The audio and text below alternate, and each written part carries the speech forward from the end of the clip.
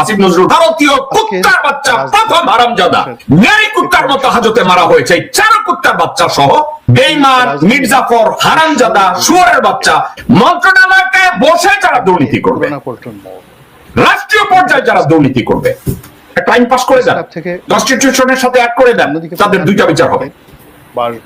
দুর্নীতির জন্য তার বিচার হবে এবং দেশদ্রোহিতার জন্য তার বিচার হবে। বলেছে আলেম ওলামাদের বিরুদ্ধে মিথ্যা মামলা দেওয়া হয়েছে, আওয়ামী শাসনামলে দিয়েছে, কিন্তু সবগুলো উঠাইছে আগের যে হেড অফিস সেটি আলেম ওলামাদের, তারপর পিজি হাসপাতালের যে শেষ হাতে কড়ি লাগাইয়া পরিবার ওখান থেকে শুরু করে উলঙ্গ কইরা পিটাইছেন, তারপরে তাদেরকে উলঙ্গ কইরা হাতে সিগারেট ধরাইয়া মাগি দিয়া ছবি তোলাইছেন। তাইলে আওয়ামী লীগের এই চোরগুলা, এই কুত্তার বাচ্চাগুলারে এত জামাই আদর করতেছেন কেন? আসিফ নজরুল এখানে যে মানুষের অধ্যাপক গোলাম আজমকে যখন হাজতে নেওয়া হয়েছে, এই ঢল উনি হুইল চেয়ারে ছিলেন, আপনি হ্যান্ডকাপ পরাইছিলেন, আওয়ামী গভর্নমেন্ট তাদেরকে হ্যান্ডকাপ পরাইছিল, তাহলে আপনি বুঝতে পারতেন যে মতিউর রহমান নিজামীর হাতে হ্যান্ডকাপ পরানো হয়েছে, কতটা কৌশলে এখানে এগোচ্ছে। আল মুজাহিদের হাতে হ্যান্ডকাপ পরানো হয়েছে, কামরুজ্জামানের হাতে হ্যান্ডকাপ পরানো হয়েছে, সালাউদ্দিন কাদের চৌধুরীর হাতে হ্যান্ডকাপ পরানো হয়েছে, আল্লামা দেলোয়ার হোসেন সাইদির হাতে হ্যান্ডকাপ পরানো হয়েছে, মাওলানা আমির হামজার হাতে হ্যান্ডকাপ পরানো হয়েছে, মাওলানা ইব্রাহিমের হাতে হ্যান্ডকাপ পরানো হয়েছে, মামুনুল হকের হাতে হ্যান্ডকাপ পরানো হয়েছে, রফিকুল ইসলাম মাদানির হাতে হ্যান্ডকাপ পরানো হয়েছে। তাইলে জামাত এই মাদারসান ভারতীয় শুয়োরের বাচ্চা খানকিদের হাতে কেন হাত করা পরানো হয় না? যে বিরাট সমাবেশ করে এই খানকি বাগিরা কি করে মিসকে মিসকে হাসে আর পুলিশের সেবা করতে এত জামায়ের মতো দেখতে হাজতে যায়। তো এখানে এইসব লেকচার দেওয়া বন্ধ করেন। আলেমে ওলামাদের গ্রেপ মিথ্যা মামলা দেওয়া হয়েছে, এইসব বদনামি কথাবার্তা বাদ দেন, এসব হিপোক্রেসি বাদ দেন। হিসাবে আখ্যায়িত করা হয় যেসব খানকির ছেলেদের জামাই আদরে পুলিশের ওইখানে নেওয়া হয়, কেন তাদেরকে হাত করা পরানো হয় না? প্রমুখের হাতে কেন হাত করা নাই? দিব্যমণির হাতে কেন হাত করা নাই? আনিসুল হকের হাতে কেন হাত করা নাই? সালমান রহমানের হাতে কেন হাত করা নাই? শাহজাহানের মতো দালাল পরিবহন দুর্নীতির সাথে যারা জড়িত, মির্জা আব্বাসের খালাতো ভাই, এই তিনটি মির্জা আব্বাস দোষে দোষী শাহজাহান কেন? আরেক মাফিয়া কুত্তার বাচ্চা চাঁদাবাজ, এদের হাতে কেন হাত করা নাই? কয়েকটি এইসব আলেমে ওলামার কথা বইলা সমবেদনা বা সাপোর্ট নেওয়ার চেষ্টা করেন না আসিফ নজরুল। তারা আমি লেফটেন্যান্ট জেনারেল জাহাঙ্গীর আপনার দৃষ্টি আকর্ষণ করে বলে, আপনি এবং আমির খসরু, আপনি এবং ডক্টর আসিফ নজরুল আপনাদের দায়িত্বের মধ্যে পড়ে এই সব কুত্তার বাচ্চাদের হাতে কেন হাত করা পরানো হয় না? 2 নম্বরে হলো হেফাজত। বরেণ্য কিছু নিরপরাধ আলেমদের হাতে হাত করা পড়িয়ে তাদেরকে হত্যা করা হয়েছে নির্বিচারে। এদের হাতে কেন হাত করা নাই? গ্রুপ আমি চাই না আপনাদেরকে 14 গোষ্ঠী উদ্ধার করতে, আসিফ নজরুল এবং লেফটেন্যান্ট জাহাঙ্গীর আপনাদের 14 গোষ্ঠী আমি উদ্ধার করতে চাই না। এদেরকে কেন হাত করা পরানো হয় না? আমি বা আপনি ডক্টর মোহাম্মদ ইউনূসকে ব্যক্তিগতভাবে পছন্দ করি আর না করি, শেখ হাসিনা তাদেরকে আমরা তার ভক্ত হই অথবা না হই, এই মুহূর্তে বা গত 53 বছর থেকে আজ অবধি ডক্টর মোহাম্মদ ইউনূসের অবস্থান, কোয়ালিটি, যোগ্যতা, ভিশন, এই সংগঠনের একটা কম্বাইন্ড এবং হেফাজত ইসলাম তার অ্যাক্টিভিটিস সবকিছু প্রমাণ করে হেফাজত ইসলামের যে বাংলাদেশে ওনার মতো যোগ্য, দূরদর্শী আরেকটি অংশ আওয়ামী লীগপন্থী এবং ক্যাপাবল মানুষ আমরা এই মুহূর্তে আর কাউকে অতীতেও পাইনি, এখনো আমাদের মধ্যে নাই, ভবিষ্যতে তৈরি হবে এরকম লালবাগ সিউরিটি আমাদের মধ্যে নাই। আরো একটা জিনিস আমি বলতে ভুলে গেছি, এই লালবাগ মাদ্রাসা সমগ্র বিশ্বে গ্রহণযোগ্য, আওয়ামী লীগপন্থী হেফাজত সমগ্র বিশ্বে গ্রহণযোগ্য,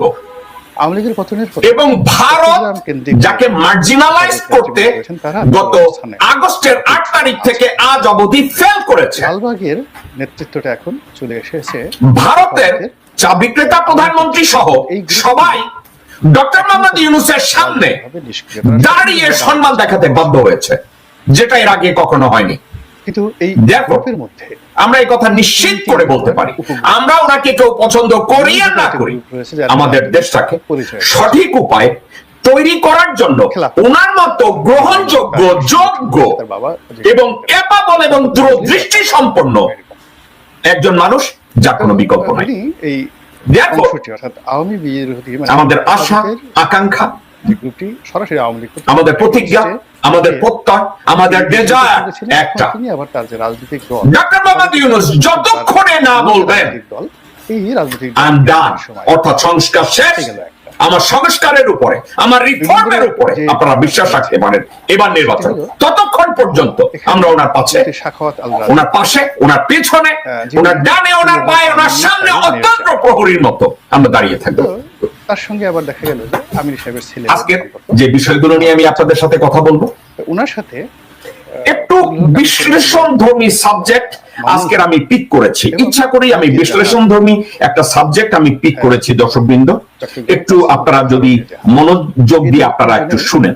আমাদের আজকের বিষয়বস্তু হলো, আলোচনার বিষয়বস্তু এখনো পর্যন্ত বিএনপি জেনারেল ওয়াকার সহ অতীতের যত সেনাপ্রধান বাংলাদেশে ছিল তাদেরই সহায়তায় ওই যে ইসলামপন্থী যারা বাংলাদেশে স্বৈরাচারের জন্ম হয়েছে, দেশ বিরোধী তৎপরতা হয়েছে, জনগণের ভোগান্তি হয়েছে, আহলে সুন্নাতুল জামাত, দেশদ্রোহিতা হয়েছে, দেশের বিরুদ্ধে বিদ্রোহ হয়েছে, দেশের সার্বভৌমত্ব নষ্ট করা হয়েছে, স্রেফ একজন সেনাপ্রধান ছাড়া, স্রেফ একজন সেনাপ্রধান ছাড়া। ওই সেনাপ্রধান ছিল শহীদ রাষ্ট্রপতি লেফটেন্যান্ট জেনারেল জিয়াউর রহমান। তারপরে যারা পীর মোর্শেদ, ওনার বাইরে সকল সেনাপ্রধানের সহায়তায়, এসেছেন যদি ব্যর্থতার মধ্যে অদূরদর্শিতায়, অযোগ্যতায়, আলাদা একটা গ্রুপ হয়ে গেছে, অসততায় একটা স্বতন্ত্র একটা গ্রুপ বাংলাদেশ স্বৈরাচারের মুখোমুখি হয়েছে, দেশ বিরোধী তৎপরতা হয়েছে, জানতা হয়েছে দেশের অবস্থা। আজকের এটা নিয়ে আমি একটু কথা বলবো। এরপরে আমি কি নিয়ে কথা বলবো? এরপরে আগামী বাংলাদেশের সমাজ কল্যাণ উপদেষ্টা এক ভদ্র মহিলা, উনি একটা কথা বলেছে, রাষ্ট্র ও মন্ত্রণালয় পর্যায়ের দুর্নীতি দেশের দ্রোহিতার সামিল।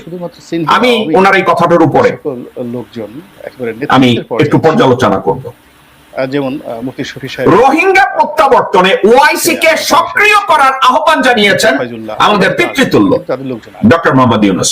আমি এটার উপরে কথা বলবো। হেফাজতের নামে যে সমাবেশটি হবে, ওয়াকারের মিনিমি, এবং ওয়াকারের চাকর ডক্টর আসিফ নজরুল ধরে রাখেন, উনি একটা কথা বলেছেন, আলেম ওলামাদের বিরুদ্ধে মিথ্যা মামলা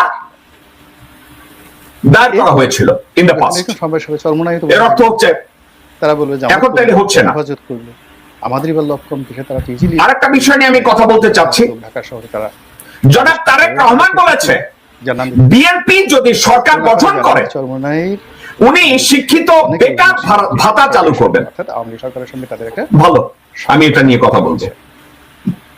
এবং বাংলাদেশের পুরো জামানাতে সবার প্রতি দমন পীড়ন হেফাজত ইসলামী অথবা ইসলামিক একজন নেতা, ওনার নাম মামুনুল হক, উনি বলেছেন ভারতে মুসলিম নিধনের ষড়যন্ত্রের অংশ হিসাবে একের পর এক আইন বাস্তবায়ন করছে মোদী সরকার।